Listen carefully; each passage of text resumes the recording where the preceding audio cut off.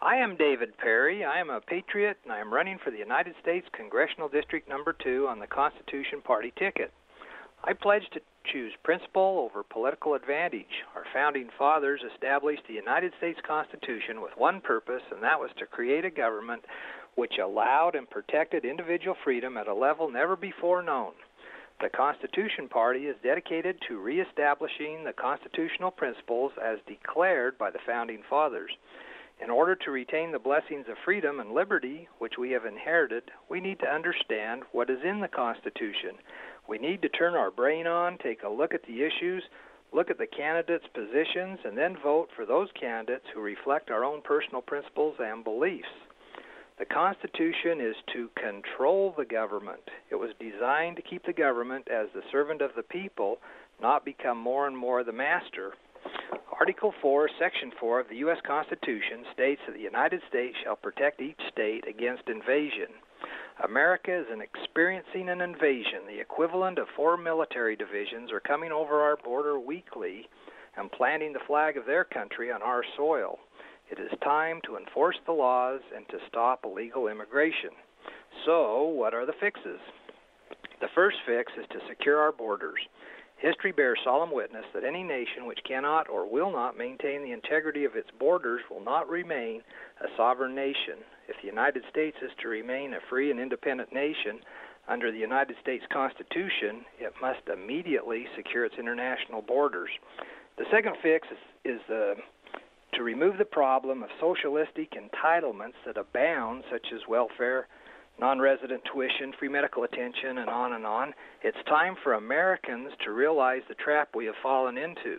There should not be a free lunch for them or for any of us. The third fix is the free enterprise system. Get government interference out of it. It's time to make the American dream possible for all without unrealistic government interference. Let's tax and tariff international trade in order to support the economy, and that would allow us to repeal Article 16, the income tax. In addition to the larger problem of socialism in our country, there are 5 areas that need to be addressed relating to immigrants. Number 1, English is the national language. It is the responsibility of the individual immigrant to learn English. It is not the responsibility of the government to provide translators or print information in other languages. If individual businesses desire at their own expense and without government coercion, reimbursement, or subsidy to provide this service, great. That is their privilege. Number 2, preventing the spread of disease. Checking immigrants for communicable disease is a valid government function. 3, numbers. The government needs to restrict how many come in. 4, employment. The government should be able to not allow immigrants without a means of support to come in. Charity. Number 5, we need to treat these people as human beings if we want to stand before God with a clear conscience. Charity is the God-given responsibilities of individuals and churches, not the government. Article 1, Section 8, Clause 4 says that Congress is to establish an uniform rule of naturalization. These powers granted to the legislative branch cannot be delegated to anyone, including the President. It is the duty of Congress, and Congress alone, to fix this problem. It is time to change the Congress if they will not step up to their duties. Let everyone know what is required and then establish a time limit for the estimated 12 to 20 million illegals living here presently to comply with the standards. September 11, 2001 was an unparalleled dark day in the history of the world. 3,000 human beings had their lives taken from them, most of them Americans.